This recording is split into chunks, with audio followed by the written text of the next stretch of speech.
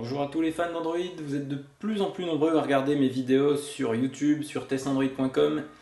Ça me fait très plaisir évidemment et ça tombe bien, j'ai pour vous une toute nouvelle vidéo, un nouveau smartphone sur Android Lollipop avec des caractéristiques très intéressantes. Un processeur Octo-Core 1,7 GHz de chez Mediatek qu'on a déjà aperçu sur le Lenovo 80 Note par exemple récemment.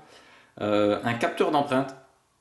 Le support des bandes 4G 800, 1800, 2600 MHz, donc toutes les bandes fréquences 4G françaises sont incluses. Une caméra 13 mégapixels Sony à l'arrière, 5 mégapixels à l'avant, 16 Go de stockage, 3 Go de RAM. Voilà, dans des dimensions assez contenues, ce qu'on va voir en déballant le mobile normalement. Donc avec des caractéristiques comme ça, vous allez me dire que c'est un téléphone à 300 euros.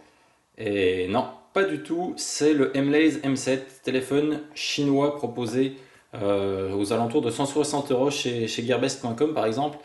Alors à ce prix, avec de telles caractéristiques, on espère que le téléphone va tenir toutes ses promesses. Et pour l'instant, c'est déjà la partie design et contenu du paquet qui vous intéresse. Le test, ce sera un peu plus tard. Alors, déjà la boîte, très classique en carton, carton bleu ciel. Moi personnellement je trouve que ça fait assez cheap comme boîte. Mais bon, le plus important c'est le contenu de la boîte. On a le mobile bien emballé dans du papier à bulles brandé Mlaise, mais bien emballé. Le mobile en question sur lequel je vais revenir dans 2 secondes.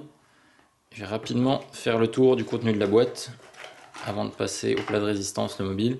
Un manuel en anglais est assez complet par rapport à ce qu'on peut trouver des fois dans les mobiles chinois.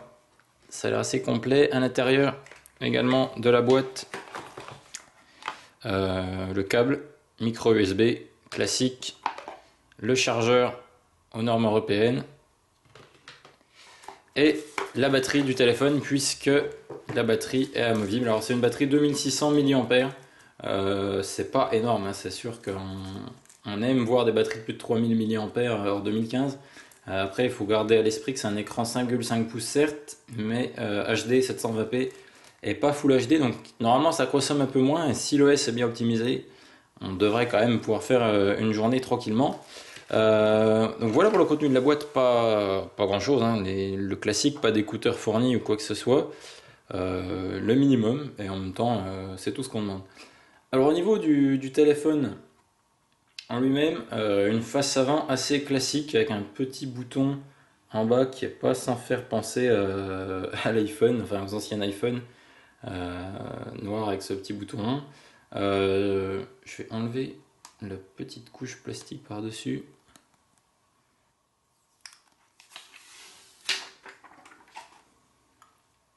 Voilà, donc j'ai enlevé non sans mal la petite protection de la face avant du téléphone. Ça va me permettre d'éviter un peu tous les reflets et de vous montrer un peu plus en détail le téléphone.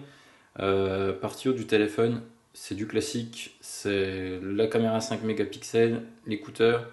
Est-ce que c'est une diode ou est-ce que c'est le flash? Je pense que c'est une diode de notification. Sur le côté du téléphone, volume, côté gauche du téléphone, je veux dire, bouton volume supérieur, bouton volume inférieur, le bouton d'allumage. Une disposition assez classique. Bon, des fois c'est côté droit, des fois c'est côté gauche. Question de préférence. Le bas du téléphone, il y a juste le microphone. On le voit peine à peine, je pense, à la caméra. Sur le côté haut du téléphone, c'est là où on va retrouver le port micro USB et le port mini jack. Bizarrement placé le port mini jack d'ailleurs, il coupe légèrement, on voit la bordure chromée.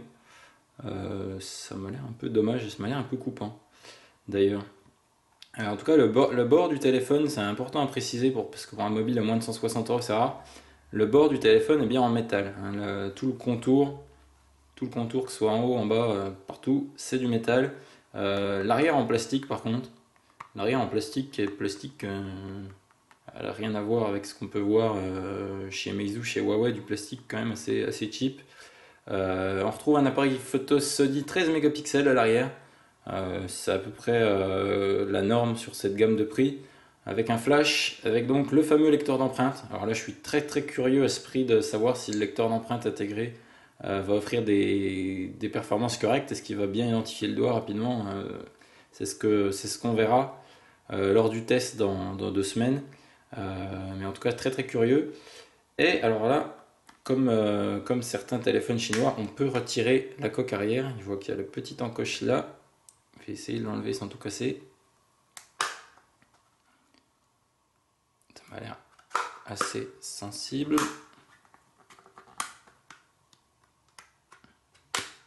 Voilà. C'est quand même solidement accroché. Heureusement.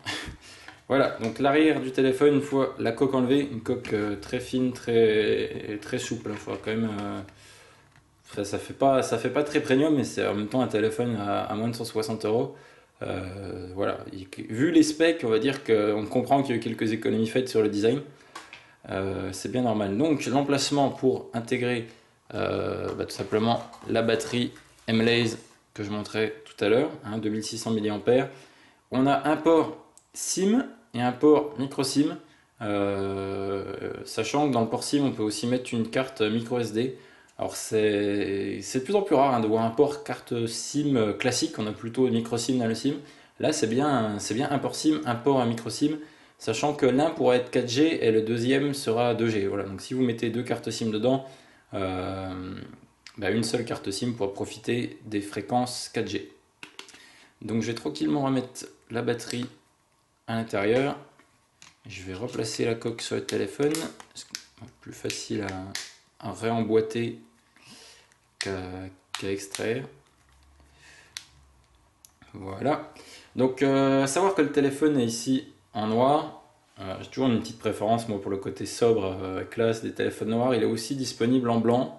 De ce que j'ai pu voir sur internet, honnêtement, c'est pas mal aussi en blanc. Le rendu a l'air assez classe. Au niveau donc, de la qualité de fabrication, vous avez métal et plastique. On a vu mieux dans cette gamme de prix. On a rarement vu un capteur d'empreinte et 3 Go de RAM dans cette gamme de prix. Donc si le téléphone tient ses promesses au niveau performance, on pourrait tenir un beau produit, avoir un beau produit entre les mains, un produit recommandable. Juste, je vais vous redonner les dimensions qui sont écrites sur la boîte. Alors, il y a une particularité quand même assez remarquable pour un téléphone à ce prix, c'est le 149,5 mm de hauteur. Moins de 15 cm de hauteur pour un 5,5 pouces, c'est très très très rare. C'est un téléphone qui est vraiment bien optimisé au niveau de la face avant. Après, par contre, 76,8 mm de largeur, c'est un petit peu dommage. On ressent une prise en main quand même légèrement moins intéressante que celle qu'on peut avoir sur les Meizu ou les Moto X. Peut-être dû aussi au fait qu'ils sont moins arrondis au niveau des bords, c'est que très légèrement bombé sur l'arrière. Mais c'est vrai que moi je préfère limite un téléphone plus haut mais moins large, parce qu'en fait ce qui est intéressant c'est que le téléphone tienne bien comme ça entre les mains quand on le prenne. Et c'est vrai qu'un téléphone large va avoir tendance à finir au niveau des ongles plutôt qu'au niveau de la phalange. Du coup c'est vrai que optimiser la hauteur c'est bien, optimiser la largeur ça me semble encore plus intéressant.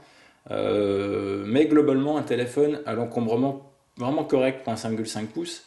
Je vais aussi vous donner l'épaisseur, c'est 8,6 mm, sachant que l'appareil photo, je ne sais pas si on va pouvoir bien le voir à la caméra, mais l'appareil photo ressort tout de même un petit peu du boîtier. Donc c'est 8,6 mm je pense en intégrant cet appareil photo. Donc le boîtier en lui-même doit plutôt être au niveau du 8 mm. En tout cas la prise en main est plutôt correcte et les specs ont l'air remarquables pour le prix malgré l'absence d'écran Full HD. Ça ne sera sans doute pas la fin du monde. On a quand même du 720p sur du 5,5 pouces. C'est pas, voilà, on avait ça sur toutes les télés il y a 5 ans. C'est pas la fin du monde. On va se retrouver je vous dis, dans une dizaine de jours, 2 semaines pour un test complet. Mais j'espère que ce M-Laze va tenir ses promesses. Il est installé sous Android Lollipop, a priori assez proche du stock. Après, ce qu'il faut savoir avec M-Laze, c'est une marque assez jeune sur le marché. Une marque qui a commencé en 2010, il me semble, que j'avais vu, et qui a fait des téléphones pas exceptionnels jusqu'à présent, mais qui progressent de modèle en modèle. Donc espérons que ce modèle soit un peu le modèle de la maturité pour M-Laze et que ce soit tout simplement une très très bonne surprise. Voilà, j'espère que j'ai rien oublié de vous dire. J'espère que vous avez pris plaisir à regarder ce unboxing. On se retrouve d'ici peu pour le test. Si vous avez des questions, n'hésitez pas à les mettre sur testandroid.com ou sur YouTube en dessous de la vidéo. J'essaierai d'y répondre le plus vite possible. Et bah, n'hésitez pas bien sûr à vous abonner à la chaîne YouTube pour ne rien manquer de mes futures vidéos. À bientôt!